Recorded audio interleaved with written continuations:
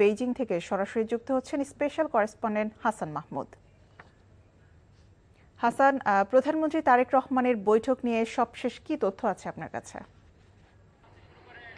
প্রধানমন্ত্রী তারেক রহমান কিন্তু ইতিমধ্যে তার চীন সফর শেষ করেছেন, অর্থাৎ শি জিনপিং এর সাথে, চীনের প্রেসিডেন্ট শি জিনপিং এর সাথে যে বৈঠক সেটি শেষ হয়েছে এবং তারপরে কিন্তু সংবাদ সম্মেলন করা হয়েছে। প্রধানমন্ত্রী তারেক রহমান এই মুহূর্তে সব শেষ খবর সেটি হচ্ছে বিমানবন্দরের উদ্দেশ্যে যাত্রা করেছেন।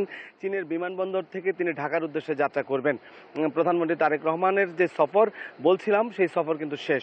তো এখন যে আজকে যে চীন সফরে প্রধানমন্ত্রীর শেষ দিনে তারেক রহমান যে চীনের প্রেসিডেন্ট শি জিনপিং এর সাথে বৈঠক করেছেন সেই বিষয়ে কি আলোচনা হয়েছে সেটি একটু বলে থাকি আপনাদের। সেটি হচ্ছে যে শি জিনপিং এর সাথে আলোচনায় আসলে চীনের পক্ষ থেকে বাংলাদেশকে বেশ কয়েকটি প্রস্তাব দেওয়া হয়েছে। সেটি তার মধ্যে গুরুত্বপূর্ণ যে প্রস্তাবটি সেটি হচ্ছে যে চীন থেকে মায়ানমার হয়ে বাংলাদেশ পর্যন্ত একটি বাণিজ্যিক করিডোরের প্রস্তাব করেছে চীন।